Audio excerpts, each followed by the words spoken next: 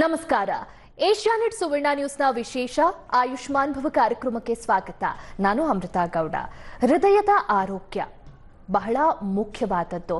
ಈಗ ಹೃದಯದ ಆರೋಗ್ಯವನ್ನ ಕಾಪಾಡ್ಕೋಬೇಕು ಅಂತಿದ್ದಾಗ ಏನೆಲ್ಲ ಮಾಡಬೇಕು ಅಂದಾಗ ಸಾಕಷ್ಟು ಆಪ್ಷನ್ಸ್ ಅಂಡ್ ಸಾಕಷ್ಟು ವಿಚಾರಗಳನ್ನ ನಮಗೆ ಡಾಕ್ಟರ್ಸ್ ಆಗಿರಬಹುದು, ಹಾಗೆ ಬೇರೆಯವರು ಒಪಿನಿಯನ್ಸ್ ಅನ್ನ ನೀಡ್ತಾ ಹೋಗ್ತಾರೆ. ಬಟ್ ಈಗ ಹೃದಯದ ಆರೋಗ್ಯವನ್ನ ಕಾಪಾಡ್ಕೋತಿರ್ಬೇಕಾದ್ರೆ ಫಿಸಿಕಲ್ ಆಕ್ಟಿವಿಟಿ ಅನ್ನೋದು ಕೂಡ ಬಹಳ ಇಂಪಾರ್ಟೆಂಟ್ ಆಗುತ್ತೆ. ಒಬ್ಬ ವ್ಯಕ್ತಿ ಎಕ್ಸಸೈಸ್ ಮಾಡ್ತಾ ಹೆಲ್ದಿ ಆಗಿದ್ದಾಗ ಆತನ ಹೃದಯ ಚೆನ್ನಾಗಿರುತ್ತೆ, ಹೃದಯದ ಆರೋಗ್ಯವೂ ಕೂಡ ಚೆನ್ನಾಗಿರುತ್ತೆ. ಫಾರ್ ಎಕ್ಸಾಂಪಲ್, ಈಗ ಕಾರನ್ನ ನಾವು ಎಕ್ಸಾಂಪಲ್ ಆಗಿ ತಗೊಂಡ್ರೆ, ಕಾರ್ನ ಇಂಜಿನ್ ನಮ್ಮ ಹೃದಯ ಅಂತ ಅನ್ಕೊಳ್ಳೋಣ.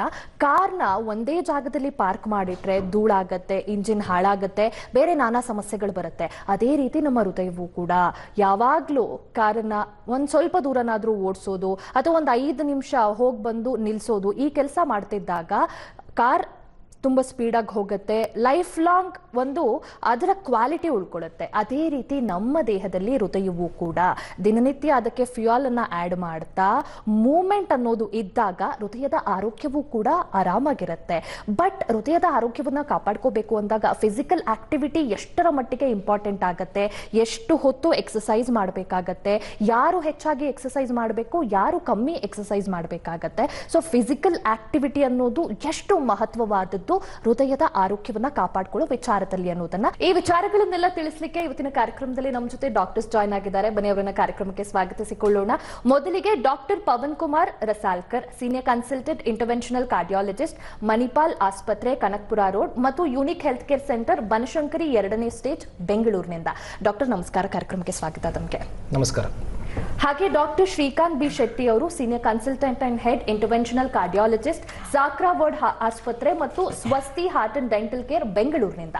ಡಾಕ್ಟರ್ ತಮಗೂ ಕೂಡ ಕಾರ್ಯಕ್ರಮಕ್ಕೆ ಸ್ವಾಗತ. ನಮಸ್ಕಾರ. ಹಾಗೆ doctor Vijay Kumar JR, senior interventional cardiologist ಹಾಗೂ associate professor, Shri Jayadeva institute of cardiovascular sciences and phoenix women and cardiac centre, JP Nagar, 3rd phase, ಬೆಂಗಳೂರಿನಿಂದ. ಡಾಕ್ಟರ್ ತಮಗೂ ಕೂಡ ಕಾರ್ಯಕ್ರಮಕ್ಕೆ ಸ್ವಾಗತ. ನಮಸ್ಕಾರ. ಮೊದಲಿಗೆ ಡಾಕ್ಟರ್ ಪವನ್ ಕುಮಾರ್ ಅವರೇ, ಈಗ ಜನರಲಿ ಹೇಳ್ತಿದ್ದಾರೆ like sitting is the new smoking ಅಂತ. ಅಂದ್ರೆ ಸ್ಮೋಕಿಂಗ್ ಯಾವ ರೀತಿಯ ಸಮಸ್ಯೆಗಳನ್ನ ತರುತ್ತೆ, ಅದೇ ರೀತಿ ಒಂದೇ ಜಾಗದಲ್ಲಿ ಐಡಿಯಲ್ ಆಗಿ ಕೂರೋದು ಅಥವಾ ಆಕ್ಟಿವಿಟಿ ಇಲ್ಲದೆ ಇರೋದು ಕೂಡ ಅನಾರೋಗ್ಯಕ್ಕೆ ಕಾರಣವಾಗುತ್ತೆ ಅಂತ ಹೇಳ್ತಾರೆ. ಹಾರ್ಟ್ ವಿಚಾರಕ್ಕೆ ಬಂದಾಗ ಯಾವ ರೀತಿ ಇದು ಅಡೆತಡೆಗಳನ್ನ ಮಾಡ್ತಾ ಹೋಗುತ್ತೆ, ಹಾಗೆ ಯಾವ ರೀತಿಯ ಪ್ರಾಬ್ಲಮ್ಸ್ ಅನ್ನ ತರ್ತಾ ಹೋಗುತ್ತೆ? ತುಂಬ ಒಳ್ಳೆ ಸ್ಟೇಟ್ಮೆಂಟ್ ಹೇಳಿದ್ರಿ, sitting is the new smoking ಅಂತ. ಮೊದಲನೇದಾಗಿ ಯಾಕೆ ಈ ಸ್ಟೇಟ್ಮೆಂಟ್ ನಾವು ಹೇಳ್ತಿದ್ದೀವಿ ಅಂದರೆ, ಜನಸಾಮಾನ್ಯರಿಗೆ ಸ್ಮೋಕಿಂಗ್ ಅಂದರೆ ರಿಸ್ಕ್ ಅಂತ ಗೊತ್ತು, ಮಾಡ್ತಾರೆ, ಅದು ಬೇರೆದು. ಬಟ್ ಸ್ಟಿಲ್ ಸ್ಮೋಕ್ ಮಾಡಿದ್ರೆ ತೊಂದರೆ ಆಗ್ಬೋದು ಅಂತ ಗೊತ್ತು. ಬಟ್ ಮೋಸ್ಟ್ ಪೀಪಲ್ಗೆ ಏನು ಗೊತ್ತಿಲ್ಲ ಅಂದರೆ, ನೀವು ಎಕ್ಸಸೈಸ್ ಮಾಡಿಲ್ಲ. ಸಿಟ್ಟಿಂಗ್ ಅಂದರೆ basically idle lifestyle, sedentary lifestyle. ನೀವು ಎಕ್ಸಸೈಸ್ ಎವ್ರಿ ಡೇ ಬೇಸಿಸಲ್ಲಿ ಮಾಡಿಲ್ಲ ಅಂದರೆ that is as good as smoking and it can be as harmful as that. So ಇದನ್ನು ಜನಸಾಮಾನ್ಯದಲ್ಲಿ ಇಂಪ್ರೆಸ್ ಮಾಡೋಕ್ಕೆ ಈ ಸ್ಟೇಟ್ಮೆಂಟ್ ಕೊಟ್ಟಿರೋದು, sitting is the new smoking ಅಂತ. ನೀವು ಸ್ಟಾರ್ಟಿಂಗ್ ಅಲ್ಲಿ ಹೇಳಿದ್ರಿ ನಮ್ದು ಬಾಡಿ ಒಂದು ಕಾರ್ ತರ ಅಂತ. ಕಾರಿಗೆ ಗ್ಯಾರೇಜಲ್ಲಿ ಇಟ್ಟು ನಾವು ಯೂಸ್ ಮಾಡಿಲ್ಲ ಅಂದ್ರೆ ಅದ್ರದ್ದು ಪರ್ಫಾರ್ಮೆನ್ಸ್ ಚೆನ್ನಾಗಿರಲ್ಲ, ಲಾಂಗ್ ಟರ್ಮ್ ಆಗಲಾಗ್ಲಿ ಶಾರ್ಟ್ ಟರ್ಮ್ ಆಗಲಿ. ಅದೇ ತರ ನಮ್ಮ ಬಾಡಿನೂ ಒಂದು ವೆಹಿಕಲ್ ತರ. ನೀವು ಅದನ್ನ ಫಿಸಿಕಲ್ ಆಕ್ಟಿವಿಟಿ ಮಾಡಿಲ್ಲ ಅಂದ್ರೆ ನಾನಾ ತರದ ರೋಗಗಳು, including heart problems, including heart attack ಬರೋದು ಚಾನ್ಸಸ್ ಇರುತ್ತೆ. ಬಾಡಿಗೆ exercise is very very important. ನೀವು ಎಕ್ಸಸೈಸ್ ಮಾಡಿಲ್ಲ ಅಂದರೆ ನಿಮಗೆ ಓವರ್ ದ ಇಯರ್ಸ್, ಎಸ್ಪೆಷಲಿ ನೀವು 40 ಇಯರ್ಸ್ ಕ್ರಾಸ್ ಆದಮೇಲೆ ಏನೇನಾಗುತ್ತೆ ಅಂದರೆ high sugar levels, high blood pressure, high cholesterol level, obesity, over weight, ಇದೆಲ್ಲ ಆಗುತ್ತೆ. ಇದೆಲ್ಲ ಹಾರ್ಟ್ ಡಿಸೀಸು ಮತ್ತು ಸ್ಟ್ರೋಕು, ಅಥೆರೋಸ್ಕ್ಲೆರೋಟಿಕ್ ಕಾರ್ಡಿಯೋವ್ಯಾಸ್ಕ್ಯುಲರ್ ಡಿಸೀಸ್ ಅಂತೀವಿ. ಇದರಲ್ಲಿ ಮೇಜರ್ಲಿ 2 ಬರುತ್ತೆ, ಒಂದು ಹಾರ್ಟ್ ಅಟ್ಯಾಕು, ಒಂದು ಬ್ರೈನ್ ಸ್ಟ್ರೋಕು. ಸೊ ಈ ರಿಸ್ಕ್ ಫ್ಯಾಕ್ಟರ್ಸ್ ಇಂದ ನಿಮಗೆ ಹಾರ್ಟ್ ಅಟ್ಯಾಕು ಅಥವಾ ಸ್ಟ್ರೋಕ್ ಆಗೋದು ರಿಸ್ಕ್ ತುಂಬಾ ಜಾಸ್ತಿ ಆಗುತ್ತೆ ಕಂಪೇರ್ಡ್ ಟು ನೀವು ಚೆನ್ನಾಗಿ ಎಕ್ಸರ್ಸೈಸ್ ಮಾಡಿದ್ರೆ. ಅಂದ್ರೆ ಎಕ್ಸರ್ಸೈಸ್ ಅಂದ್ರೆ ಏನು, ನಾವೇನು ನಿಮಗೆ ಜಿಮ್ಮಿಗೆ ಹೋಗಬೇಕು ಅಂತ ಏನು ಹೇಳ್ತಾ ಇಲ್ಲ. ಪ್ರತಿದಿನ 30 ಮಿನಿಟ್ಸ್ ಪರ್ ಡೇ, ನೀವು ಅಮೆರಿಕನ್ ಹಾರ್ಟ್ ಅಸೋಸಿಯೇಷನ್ ಅವ್ರ ಗೈಡ್ಲೈನ್ ಪ್ರಕಾರ ಹೋದ್ರೆ 150 minutes per week or 30 minutes per day for 5 days a week ಅಂತಾರೆ. ಸೊ ಇಷ್ಟು ಎಕ್ಸರ್ಸೈಸ್ ಮಾಡಿದ್ರೆ ಸಾಕು. ಇದರಿಂದ ನಿಮಗೆ ಶುಗರ್ ಜಾಸ್ತಿ ಆಗೋದು, BP ಜಾಸ್ತಿ ಆಗೋದು ಅಥವಾ ಕೊಲೆಸ್ಟ್ರಾಲ್ ಜಾಸ್ತಿ ಆಗೋದು ಚಾನ್ಸಸ್ ಕಮ್ಮಿ ಇರುತ್ತೆ, which will translate into lesser heart attacks. Doctor Srikanth ಅವರೇ, ಈಗ ಡಾಕ್ಟರ್ ಹೇಳ್ದಾಗೆ exercise is very important to keep our heart healthy ಅಂತ ಹೇಳಿದ್ರು. ಸೊ ಒಂದು ಸೆಟ್ ಆಫ್ ಎಕ್ಸಸೈಸ್ ಇಂಥದ್ದೇ ಹಾರ್ಟ್ ಹೆಲ್ತ್ ಅನ್ನ ಕಾಪಾಡ್ಕೋಬೇಕು ಅಂದಾಗ ರೆಗ್ಯುಲರ್ ಆಗಿ ಮಾಡಬೇಕು ಅಂತ ಇದ್ರೆ ಯಾವ ತರಹದ ಎಕ್ಸಸೈಸ್ ಅದಾಗಿರುತ್ತೆ? Is there a different kind of exercise for heart health?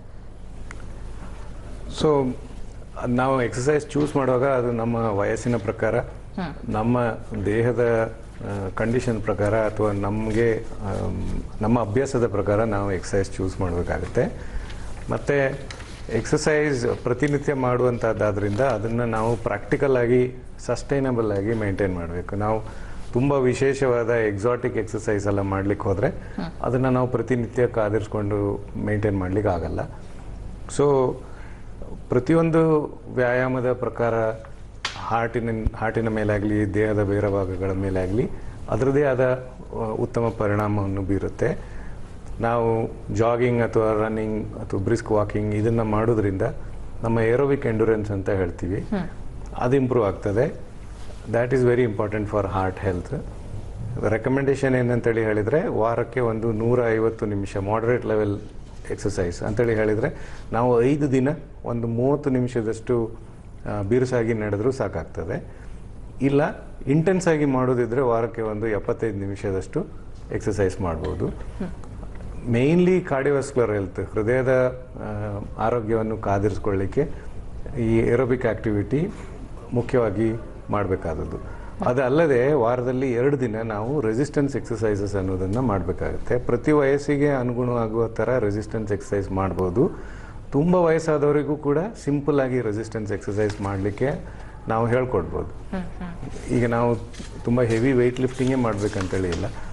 Resistance ಎಕ್ಸಸೈಸಸ್ಸಿನ ಪ್ರಾಮುಖ್ಯತೆ ಏನು ಅಂತೇಳಿ ಹೇಳಿದರೆ ಮಸಲ್ ಸ್ಟ್ರೆಂಥನಿಂಗ್, ಬ್ಯಾಲೆನ್ಸ್, ಬೋನ್ ಸ್ಟ್ರೆಂತ್ ಇವೆಲ್ಲ ಕೂಡ ಹೃದಯಕ್ಕೆ ಮಾತ್ರ ಅಲ್ಲ, ವಯಸ್ಸಾಗ್ತಾ ಇದ್ದಂಗೆ ನಮ್ಮ ಬೀಳುವಂಥ ಅಥವಾ ಬ್ಯಾಲೆನ್ಸ್ ಮೇಂಟೈನ್ ಮಾಡದೇ ಇರಲಿಕ್ಕೆ ಕಷ್ಟ ಆಗ್ಬೋದು. ಸೊ ಫಾಲ್ಸ್, ಫ್ರ್ಯಾಕ್ಚರ್ಸ್ ಎಲ್ಲ ಆಗುತ್ತೆ. ಸೊ ಅದನ್ನು ತಡಿಲಿಕ್ಕೆ ನಾವು ರೆಸಿಸ್ಟೆನ್ಸ್ ಎಕ್ಸಸೈಸ್ ಮಾಡಬೇಕಾಗತ್ತೆ. ಮತ್ತು ರೆಸಿಸ್ಟೆನ್ಸ್ ಎಕ್ಸಸೈಸ್ ಮಾಡೋದ್ರಿಂದ ಇನ್ಸುಲಿನ್ ಸೆನ್ಸಿಟಿವಿಟಿ ಅಂತ ಹೇಳ್ತೀವಿ, ಅದು ಇಂಪ್ರೂವ್ ಆಗುತ್ತೆ. ರೆಸಿಸ್ಟೆನ್ಸ್ ಎಕ್ಸಸೈಸ್ ಮಾಡೋದ್ರಿಂದ ಡಯಾಬಿಟಿಸ್ ತಡೆಗಟ್ಟಬಹುದು. ಡಯಾಬಿಟಿಸ್ ತಡೆಗಟ್ಟಿದರೆ ಹೃದಯದ ಕಾಯಿಲೆಯನ್ನು ತಡಿಲಿಕ್ಕಾಗ್ತದೆ. ಓಕೆ, ಮತ್ತಷ್ಟು ವಿಚಾರಗಳನ್ನು ತಿಳ್ಕೊತೀನಿ. ಅದಕ್ಕೂ ಮುಂಚೆ ಒಂದು ಬ್ರೇಕ್ ತಗೊಂಡು ಬರೋಣ. ಆಯುಷ್ಮಾನ್ ಭವ ಕಾರ್ಯಕ್ರಮ ಮುಂದುವರಿಯುತ್ತೆ ಪುಟ್ಟ ವಿರಾಮದ ಬಳಿಕ.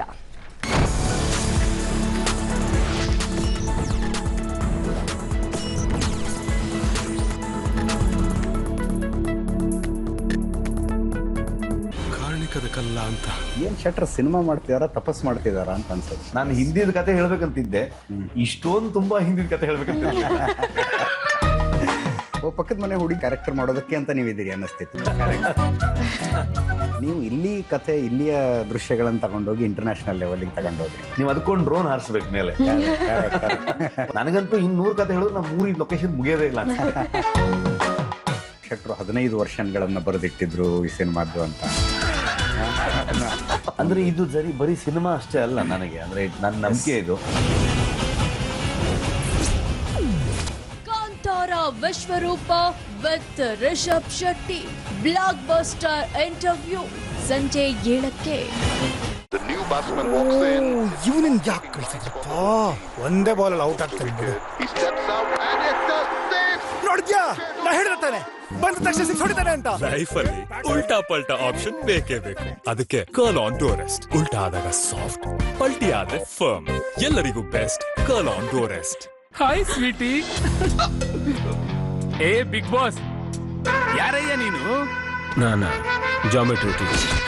A meets point B, B meets C, C meets D. U. ಬೇರೆ ಏನ್ ಕಲಿಸ್ತೀರಿ? ಕೆಮಿಸ್ಟ್ರಿ ಫಿಟ್ ಅಂದ್ರೆ ಇದೇ ಬಾಸ್. ಗೋವಿಂದಣ್ಣ ಅವರು ಮಕ್ಕಳಿಗೆ ಪಾಠ ಮಾಡುದಿಲ್ಲ, ಆದ್ರೂ ಎಲ್ಲರೂ ಅವರನ್ನ ಮೇಷ್ಟ್ರು ಅಂತಾನೆ ಕರೀತಾರೆ. ಯಾಕೆಂದ್ರೆ ಇವರು ಸೇವಿಂಗ್ ನ ಮೇಷ್ಟ್ರು. ಯಾವ ಪೇಂಟ್ ಹಾಕಿಸಲಿ? ಇದನ್ನ ಹಾಕ್ಸು. ಸ್ವಾಗತಿ ಮಲ್ಷನ್. ಕಮ್ಮಿ ಖರ್ಚಲ್ಲಿ ಮನೆ ಸುಂದರಗೊಳ್ಳುತ್ತೆ, ಬಜೆಟ್ ನಲ್ಲಿ ಆಗುತ್ತೆ, ಮನೆ ಕಂಗೊಳಿಸುತ್ತೆ. ಸ್ವಾಗತಿ ಮಲ್ಷನ್. ಬಯಸ್ ಡಿಪೆಂಡ್ಸ್.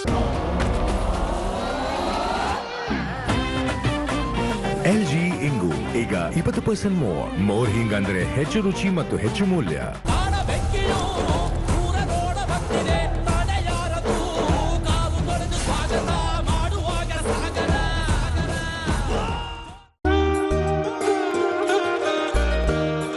ಚಾಮುಂಡೇಶ್ವರಿ ಪೂಜೆಗೆ ಆಂಟಿಕ್ ಆಭರಣಗಳು, ಸಾಂಪ್ರದಾಯಿಕ ಆಚರಣೆಗಳಿಗೆ ಲೈಟ್ ವೆಯ್ಟ್ ಆಭರಣಗಳು, ಇನ್ನೂ ತುಂಬಾ ಇದೆ. ಇದನ್ನೆಲ್ಲ ನೋಡೋದಿಕ್ಕೆ ಶ್ರೀ ಸಾಯಿ ಗೋಲ್ಡ್ ಪ್ಯಾಲೇಸ್ಗೆ ಬರ್ತೀರಲ್ಲ? Check This is my temple, this is my mental fee sanctuary. The one thing I can't do without, you better hear me. Can't do without. Ultimate biking ಅನುಭವ ಇಂಡಿಯನ್ ಆಯಿಲ್ ನ servo 40 extra ಇಲ್ಲದೆ ಇದ್ರೆ ಅಪೂರ್ಣವಾಗಲಿದೆ.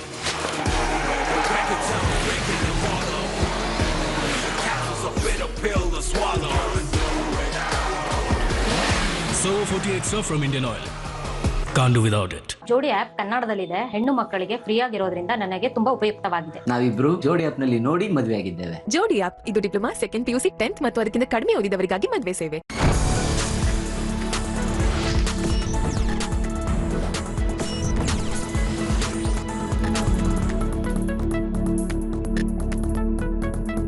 ವಿರಾಮದ ಬಳಿಕ ಆಯುಷ್ಮಾನ್ ಭವ ಕಾರ್ಯಕ್ರಮಕ್ಕೆ ಮತ್ತೊಮ್ಮೆ ಸ್ವಾಗತ.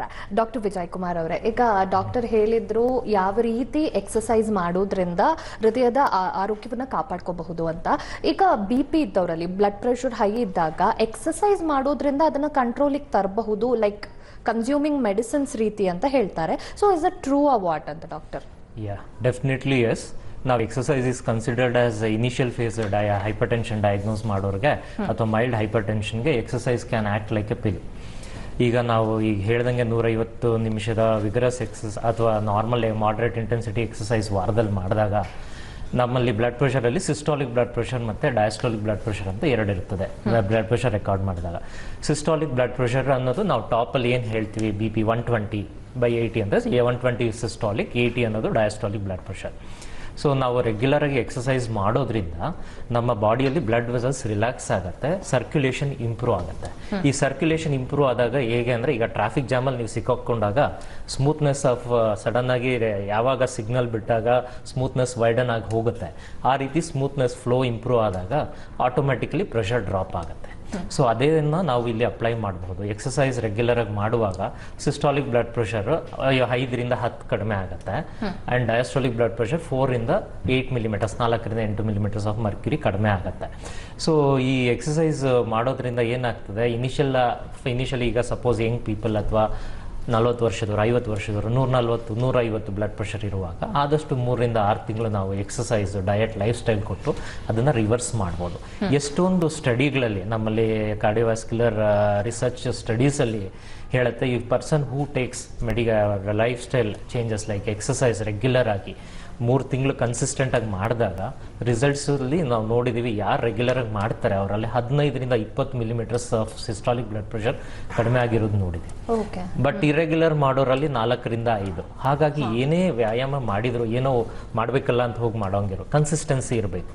ಆ್ಯಂಡ್ ರಿಸಲ್ಟ್ಸ್ ಕೂಡ ಕನ್ಸಿಸ್ಟೆಂಟ್ ಆಗಿ ನೀವು 1 to 3 ಮಂತ್ಸ್ ಮಾಡಿದ ಮೇಲೇ ನೋಡಲಿಕ್ಕೆ ಸಾಧ್ಯವಾಗತ್ತೆ. ಆ್ಯಂಡ್ ಇನ್ನೊಂದು ಇಂಪಾರ್ಟೆಂಟ್ ಪಾಯಿಂಟ್ ಏನು ಸ್ಟ್ರೆಸ್ ಮಾಡಬೇಕು ಅಂದರೆ, ಈ ಬ್ಲಡ್ ಪ್ರೆಷರ್ ಅನ್ನೋದು ಏನಿದೆ, ನಾವು 10 ಮಿಲಿಮೀಟರ್ಸ್ನ ಕಡಿಮೆ ಮಾಡಿದಾಗ ನಮ್ಮ over all cardiovascular disease risk ಅನ್ನೋದನ್ನ 20% ಕಡಿಮೆ ಮಾಡುತ್ತೆ. ಆಮೇಲೆ ಈ ಹಾರ್ಟ್ ಅಟ್ಯಾಕ್ ಇವೆಲ್ಲ, ಅದು ಕರೋನರಿ ಆರ್ಟರಿ ರಿಸ್ಕ್ನ 17% ಕಡಿಮೆ ಮಾಡುತ್ತೆ. ಹಾರ್ಟ್ ಫೇಲ್ಯೂರ್ ರಿಸ್ಕ್ 28% ಮತ್ತು ಸ್ಟ್ರೋಕ್ ರಿಸ್ಕ್ನ 23% ಕಡಿಮೆ ಮಾಡುತ್ತೆ. ಹಾಗಾಗಿ ಎಕ್ಸಸೈಸ್ ಅನ್ನೋದು ಬಹಳ ಪ್ರಾಮುಖ್ಯನ ಪಡೆಯುತ್ತೆ. ಡಾಕ್ಟರ್ ಪವನ್ ಅವರೇ, ಈಗ ಡಾಕ್ಟರ್ ಹೇಳಿದಾಗೆ ಈ ಎಕ್ಸಸೈಸ್ ಅನ್ನೋದು ಬ್ಲಡ್ ಪ್ರೆಷರ್ ಅನ್ನ ಕಮ್ಮಿ ಮಾಡುತ್ತೆ ಅಂಡ್ ಎಷ್ಟರ ಮಟ್ಟಿಗೆ ರಿಸ್ಕ್ ಅನ್ನೋದು ಕಮ್ಮಿ ಆಗ್ತಾ ಹೋಗುತ್ತೆ ಅಂತ ಹೇಳಿದ್ರು. ಸೊ ಈಗ ಎಕ್ಸಸೈಸ್ ಮಾಡೋದ್ರಿಂದ ನಮ್ಮ ಹೃದಯವನ್ನ ನಾವು ಪ್ರೊಟೆಕ್ಟ್ ಮಾಡ್ಕೋಬಹುದು ಅಂತಂದ್ರೆ how exactly does it work ಅಂತ ಡಾಕ್ಟರ್? ಓಕೆ, ನೋಡಿ, ಹಾರ್ಟ್ ಅಟ್ಯಾಕ್ ಅಥವಾ ಯಾವುದೇ ಹೃದಯ ಕಾಯಿಲೆಗೆ ರಿಸ್ಕ್ ಫ್ಯಾಕ್ಟರ್ಸ್ ಅಂತಿದೆ. ಸಾಮಾನ್ಯವಾಗಿ ಅದು sugar, high sugar level, high BP, high cholesterol level, obesity ಮತ್ತು ಸ್ಟ್ರೆಸ್. ಇದು ಒಂದು 5 ಸಾಮಾನ್ಯವಾಗಿ ನಾವು ನೋಡ್ತಿರೋದು ರಿಸ್ಕ್ ಫ್ಯಾಕ್ಟರ್ಸು ಹಾರ್ಟ್ ಅಟ್ಯಾಕ್ ಆಗೋಕ್ಕೆ. ಅದು ಬಿಟ್ಟರೆ ಸ್ಮೋಕಿಂಗು, ಬ್ಯಾಡ್ ಹ್ಯಾಬಿಟ್ಸ್ ಅದೆಲ್ಲ ಬೇರೆ ಇದೆ. ಬಟ್ ಎಕ್ಸಸೈಸ್ ಏನು ಮಾಡುತ್ತಂದರೆ ಈ ರಿಸ್ಕ್ ಫ್ಯಾಕ್ಟರ್ನ ಕಂಟ್ರೋಲಿಗೆ ಇಡುತ್ತೆ. ಫಾರ್ ಎಕ್ಸಾಂಪಲ್, ಈಗ ಡಯಾಬಿಟೀಸಲ್ಲಿ ಯಾರು ಚೆನ್ನಾಗಿ ಎಕ್ಸಸೈಸ್ ಮಾಡ್ತಾರೆ ಅವ್ರದ್ದು ಶುಗರ್ ಲೆವೆಲು ಬೆಟರ್ ಕಂಟ್ರೋಲ್ ಇರುತ್ತೆ. ಸರ್ ಶ್ರೀಕಾಂತ್ ಸರ್ ಹೇಳಿದ್ರು ಇನ್ಸುಲಿನ್ ರೆಸಿಸ್ಟೆನ್ಸ್ ಬಗ್ಗೆ. ಸೊ ಎಕ್ಸಸೈಸ್ ಯಾರು ಚೆನ್ನಾಗಿ ಮಾಡ್ತಾರೆ ಅವ್ರದ್ರಲ್ಲಿ ಇನ್ಸುಲಿನ್ ಸೆನ್ಸಿಟಿವಿಟಿ ಇಂಪ್ರೂವ್ಡ್ ಇರುತ್ತೆ. ಫೈನಲಿ ಅದು ಏನಾಗುತ್ತಂದ್ರೆ ಶುಗರು ಕಮ್ಮಿ ಆಗಿರುತ್ತೆ. This is about high sugar. ಎರಡನೇದು high BP. Vijay Kumar sir just ಹೇಳಿದ್ರು, ಚೆನ್ನಾಗಿ ಎಕ್ಸರ್ಸೈಸ್ ಮಾಡೋದ್ರಲ್ಲಿ BP ಕಮ್ಮಿ ಇರುತ್ತೆ. ಅಂದರೆ ನಿಮ್ಗೆ ಹೈ ಬ್ಲಡ್ ಪ್ರೆಷರ್ ಇದ್ದರೆ, if you are doing good exercise along with the pills, exercise also helps in reduction your blood pressure. ಮೂರನೇದು ಕೊಲೆಸ್ಟ್ರಾಲು.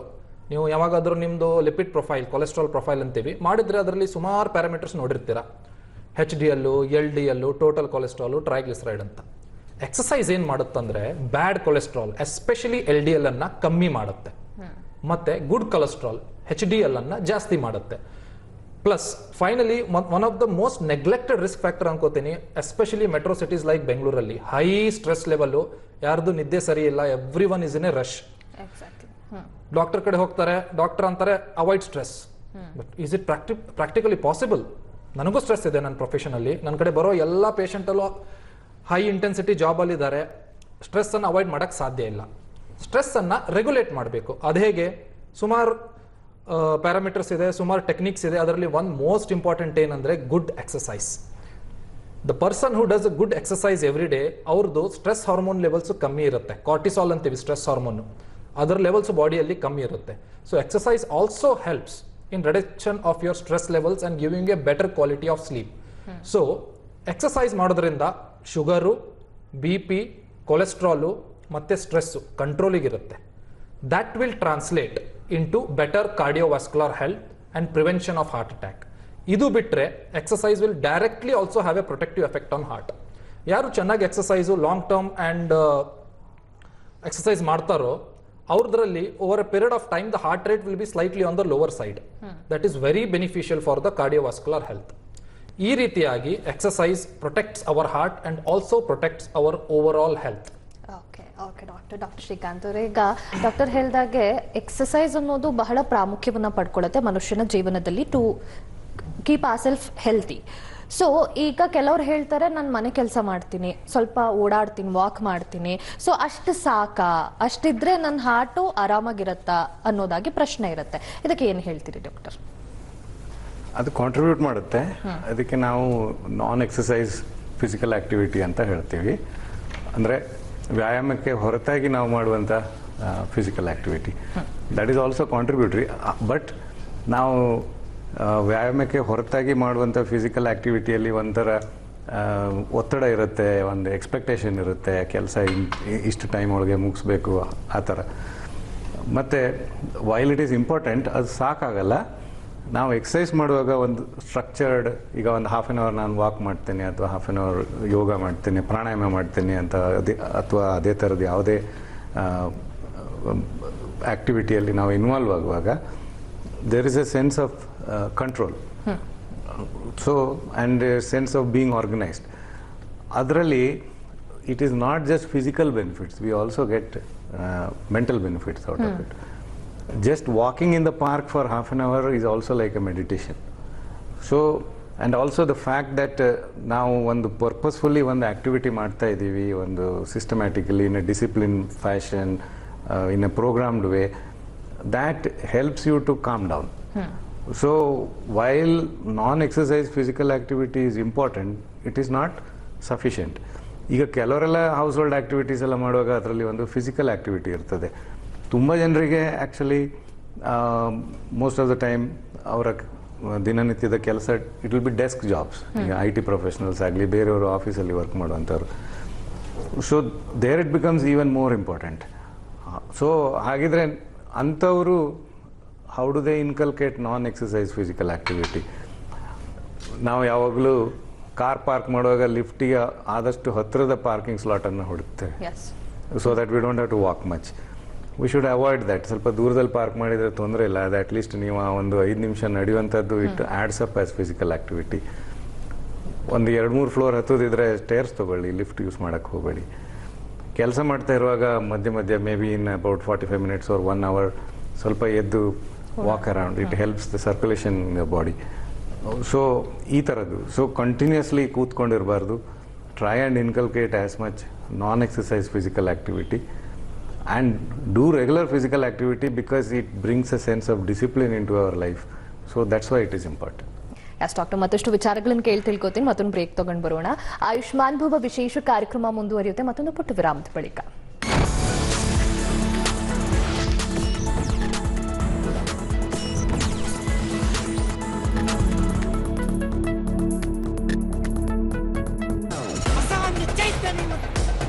ಹೆಂಗ ಅನಿಸ್ತು ಫೈನಲ್ ಪ್ರಾಡಕ್ಟ್ ಅನ್ನ ನೋಡಿದಾಗ? ಐ ಹೋಪ್ ಎಲ್ಲರೂ ಖುಷಿ ಆಗುತ್ತೆ ಅಂತ ಅಂದ್ಕೊಂಡಿದ್ದೀನಿ. ಈ ಪ್ರೀಕ್ವೆಲಿನ ಐಡಿಯಾ ಏನಿದು? ಎಲ್ಲ ಒಂದು ಮುಂದಿನ ಕಥೆ ಹೇಳ್ತಾರಲ್ವಾ, ಒಂದನ್ನ ಹೇಳಿ ಮತ್ತೆ ಹಿಂದೆ ಕರ್ಕೊಂಡು ಹೋಗ್ಬಿಟ್ಟು ಅಲ್ಲಿ ಹೇಳೋಣ. ಇದನ್ನ ನೋಡಿದಾಗ ರಾಣಿ ಕ್ಯಾರೆಕ್ಟರ್ ಮಾಡೋದಕ್ಕೆ ಇದೀರಿ. ಒಂದು ರೋಲ್ ಸಿಕ್ಕಾಗ obviously you should never say no.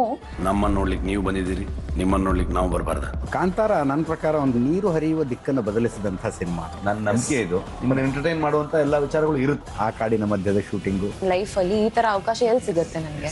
ಹಾಕಿರೋ ದುಡ್ಡಷ್ಟು OTT ರೈಟ್ಸ್ ಎಲ್ಲ ಬಂದ್ಬಿಡ್ತು ಅಂತ. ಯಾಕೆ ಸುಮ್ಮನೆ ಇನ್ನೇನು ಹಾಕ್ತಿದ್ರು ರಿಲೀಸ್ಗೆ?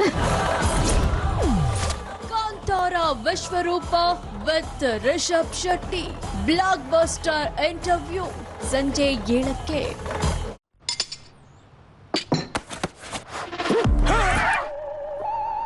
ನನ್ ವೈಫ್ ನಮ್ಮನೆಗೂ ಕೂಡ ಇಂಥದ್ದೇ ಅದ್ಭುತ ಶೈನ್ ಬೇಕು ಅಂತಿದ್ದಾಳೆ. ಹೌದಾ? ಇಂಡಿಗೋ ಪ್ರೀಮಿಯಂ XT ಶೀನ್ ಇಮಲ್ಷನ್ ಹೊರಗಿನ ಗೋಡೆಗಳಿಗೆ ನೀಡುತ್ತದೆ ತಾರೆಗಳಂತಹ ಹೊಳಪು.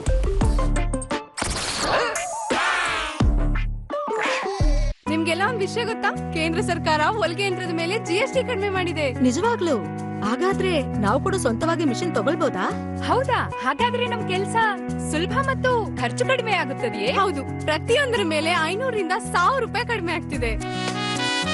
ಉಳಿತಾಯದಿಂದ ಧೈರ್ಯ ಮತ್ತು ಆತ್ಮವಿಶ್ವಾಸ ಕೂಡ ಬೆಳೆಯುತ್ತದೆ.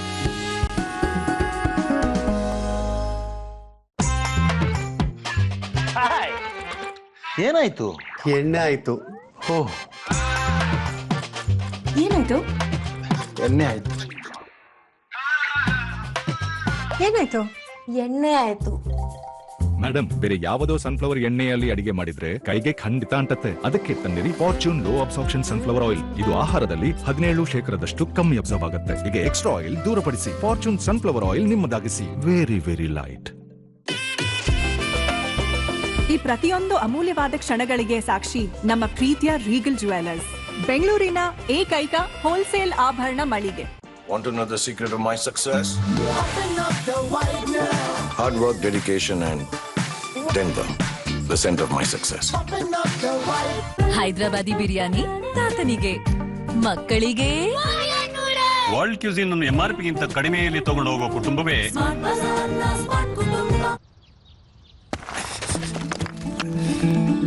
ಅಲ್ಲ. ಇಳಿಜಾರು ಭೂಮಿ ವಿಷಯ ಏನಾಯ್ತು ರಮೇಶ? ಪ್ಲಾನ್ ರೆಡಿ ದೊಡ್ಡಪ್ಪ. ಪೇಪರ್ ರೆಡಿಯಾಗಿ ಇಟ್ಕೋ, ಮಾರೋದಕ್ಕೆ. ವಿಜಯ್, ಚೆನ್ನಾಗಿ ಯೋಚನೆ ಮಾಡ್ಕೋ. ಜೀವನದಲ್ಲಿ ಮನೆ ಕಟ್ಟಕ್ಕಾಗೋದು ಒಂದೇ ಸಲ. ವಿಶ್ವಾಸ ಇಡಿ, ಮನೆ ಗಟ್ಟುಮುಟ್ಟಾಗಿ ಕಟ್ಟೋದು. ನನ್ಗೆ ಅವಕಾಶ ಒಂದೇ, ಅದಕ್ಕೋಸ್ಕರ ಏನ್ ಬೇಕಾದ್ರೂ ಮಾಡ್ತೀನಿ. ನನ್ನ ದೃಢ ಸಂಕಲ್ಪದ ತರಾನೇ ಒಳ್ಳೆ ಮನೆ ಕಟ್ತೀನಿ. ತುಂಬಾ ಚೆನ್ನಾಗಿದ್ಯಪ್ಪ. ನೀನು ಅಲ್ಟ್ರಾಟೆಕ್ ಮಾತ್ರನೇ ಚೂಸ್ ಮಾಡಿದೆ, ಯಾಕೆ? ದೊಡ್ಡಪ್ಪ, ಅಪ್ಪನೇ ಹೇಳ್ಕೊಟ್ಟಿದ್ದು ಜೀವನದಲ್ಲಿ ಒಂದೇ ಸಲ ಮನೆ ಕಟ್ಟಕ್ಕಾಗೋದು ಅಂತ. ಸಾಧಿಸ್ಬಿಟ್ಟೆ ಕಣಪ್ಪ. ಒಂದು ಮನೆ ಒಂದೇ ಅವಕಾಶ. ಅದಕ್ಕಾಗಿ ಸಿಮೆಂಟ್ ಕೂಡ ದೇಶದ number 1. UltraTech, India's number 1 cement.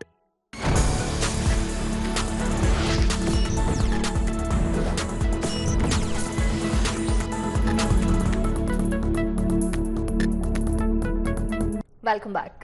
Doctor Vijay Kumar ಅವರೇ, ಈಗ ಕೊಲೆಸ್ಟ್ರಾಲ್ ಅನ್ನ ಬ್ಯಾಲೆನ್ಸ್ ಮಾಡುವಲ್ಲಿ ಕೂಡ ಎಕ್ಸಸೈಸ್ ಹೆಲ್ಪ್ ಮಾಡುತ್ತೆ ಅಂತ ಹೇಳ್ತಾರೆ. ಸೊ ಹೇಗೆ ಡಾಕ್ಟರ್ ಅದು?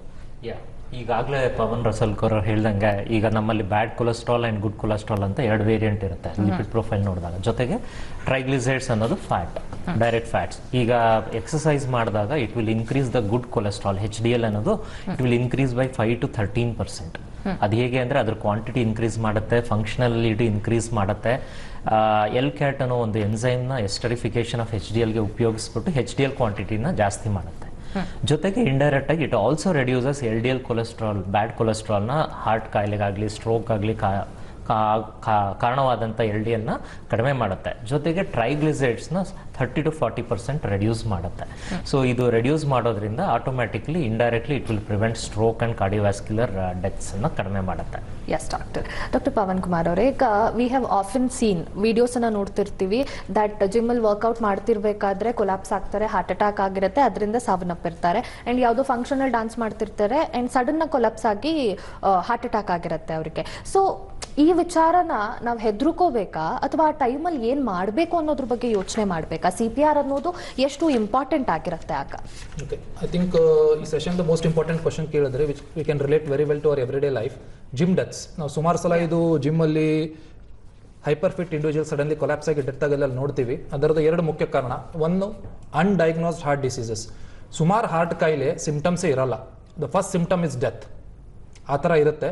ಸೊ ಇಫ್ ನಿಮಗೆ ಜಿಮ್ ಎಲ್ಲ ಮಾಡಬೇಕಿತ್ತು ಅಂದರೆ ಇಯರ್ಲಿ ಒನ್ಸು ಕಾರ್ಡಿಯಾಕ್ ಚೆಕಪ್ ಮಾಡಬೇಕು. ಆ್ಯಂಡ್ ಬಿಫೋರ್ ಜಿಮ್ ಎನ್ರೋಲ್ಮೆಂಟ್ ಒಂದ್ಸಲ ಕಾರ್ಡಿಯಾಕ್ ಚೆಕಪ್, ಸಿಂಪಲ್ಲು, ಒಂದು ECG, echo, treadmill test, cholesterol, lipid profile, sugar level, ಇಷ್ಟು ಮಾಡಿ before you join the gym. And ವರ್ಷಕ್ಕೆ ಒಂದ್ಸಲ ಮಾಡ್ತಾ ಇರಿ. ಸೊ ಏನಾದರೂ ನಿಮಗೆ ಅರ್ಲಿ ಸ್ಟೇಜ್ ಕಾಯಿಲೆ ಹಾರ್ಟಿಂದ ಇತ್ತಂದರೆ ಅದನ್ನು ನಾವು ತಿದ್ದಿಬಹುದು ಅಲ್ಲೇನೆ. ಪ್ಲಸ್ ಎಕ್ಸಸೈಸ್ ಯಾವ ಥರ ಮಾಡಬೇಕು ಹೇಳ್ಬೋದು.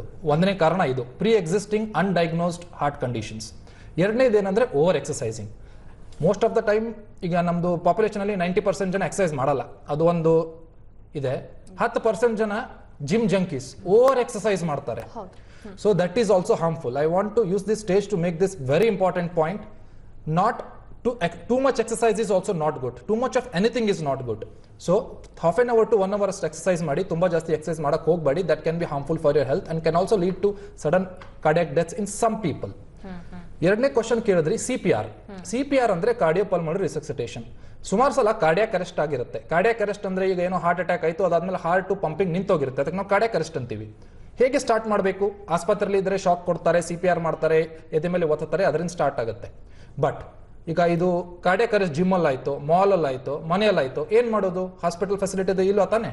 ಸೊ ಅವಾಗ ಬೈಟ್ ಸ್ಟ್ಯಾಂಡರ್ಡ್ CPR ಅಂತೀವಿ. CPR means cardiopulmonary resuscitation. Chest compression, ಎದೆಯನ್ನು ಒತ್ತೋದು, ಆಮೇಲೆ ಮೌತ್ ಟು ಮೌತ್ ರಿಸಕ್ಸಿಟೇಷನ್ ಕೊಡೋದ್ರಿಂದ ಮೋಸ್ಟ್ ಕೇಸಸ್ ಅಲ್ಲಿ ಇದರಿಂದನೇ ನೀವು ಜೀವ ಉಳಿಸಬಹುದು, ಅಥವಾ ಟಿಲ್ ಮೆಡಿಕಲ್ ಹೆಲ್ಪ್ ಅರೈವ್ಸ್. ನೀವು ಇದು CPR ಕ್ರಮೇಣ ಮಾಡಿದ್ರೆ the chances of survival are very high. I think every individual should be knowing this life saving skill called as CPR. Doctor Srikanth ಅವರೇ, ಈಗ ಎಕ್ಸಸೈಸ್ ಮಾಡೋದ್ರಿಂದ ಹಾರ್ಟ್ ಪ್ರಾಬ್ಲಮ್ಸ್ಗಳನ್ನ ಅರ್ಲಿಯಾಗಿ ಡಿಟೆಕ್ಟ್ ಮಾಡಿ ರಿವರ್ಸ್ ಮಾಡಬಹುದಾ, ಅಥವಾ ಅದು ಪ್ರಿವೆಂಟೇಟಿವ್ ಮೆಷರ್ಸ್ ಆಗಿರತ್ತಾ? ಅದು ಕಾಂಟ್ರಿಬ್ಯೂಟ್ ಮಾಡ್ಬೋದು ಅಷ್ಟೇ. ಹೃದಯದ ಕಾಯಿಲೆ ಎಸ್ಟಾಬ್ಲಿಷ್ ಆದಮೇಲೆ ಅದನ್ನು ರಿವರ್ಸ್ ಮಾಡಲಿಕ್ಕಾಗಲ್ಲ. ನೀವು whether it is with diet ಆಗಲಿ, ಎಕ್ಸಸೈಸ್ ಆಗಲಿ, ಮೆಡಿಸಿನ್ಸ್ ಆಗಲಿ, ಅದರಿಂದ ನೀವು ಅದನ್ನು ರಿವರ್ಸ್ ಮಾಡಲಿಕ್ಕಾಗಲ್ಲ. ಅದನ್ನು ತಡೆಗಟ್ಟಲಿಕ್ಕೆ ನಾವು ಪ್ರಯತ್ನ ಮಾಡ್ಬೋದು. ಹೃದಯ ಕಾಯಿಲೆ ಇದ್ದವರಲ್ಲಿ ಅಲಾಂಗ್ ವಿತ್ ಔಷಧೋಪಚಾರ ಮತ್ತು ಶಸ್ತ್ರಚಿಕಿತ್ಸೆ ಏನು ಬೇಕೋ ಅದ್ರ ಜೊತೆ ವ್ಯಾಯಾಮ ಮಾಡೋದ್ರಿಂದ, ಉತ್ತಮ ಜೀವನ ಶೈಲಿ ಅಳವಡಿಸೋದ್ರಿಂದ ಆ ಡಿಸೀಸ್ ಪ್ರೋಗ್ರೆಸ್ ಆಗೋದನ್ನು ನಾವು ಸ್ಲೋ ಮಾಡಲಿಕ್ಕಾಗತ್ತೆ ಅಷ್ಟೇ. ಡಯಾಬಿಟೀಸ್ ಫಾರ್ ಎಕ್ಸಾಂಪಲ್, ಈಗ ಪ್ರೀ ಡಯಾಬಿಟೀಸ್ ಅಂತ ಕಂಡೀಷನ್ ಇದೆ. ಅದರಲ್ಲಿ ನಾವು ಉತ್ತಮ ಜೀವನ ಶೈಲಿ ಅಳವಡಿಸ್ಕೊಂಡು ರೆಗ್ಯುಲರ್ ಆಗಿ ಎಕ್ಸಸೈಸ್ ಮಾಡ್ತಾ ಇದ್ರೆ you can reverse from prediabetic state to normal status. ಅಂದರೆ ಆ ಕಾಯಿಲೆ ಹೋಯಿತು ಅಂತೇಳಿ ಅಲ್ಲ, ಅದನ್ನು ವಿದೌಟ್ ಮೆಡಿಸಿನ್ಸ್ ಕಂಟ್ರೋಲ್ ಮಾಡುವಂಥದ್ದು.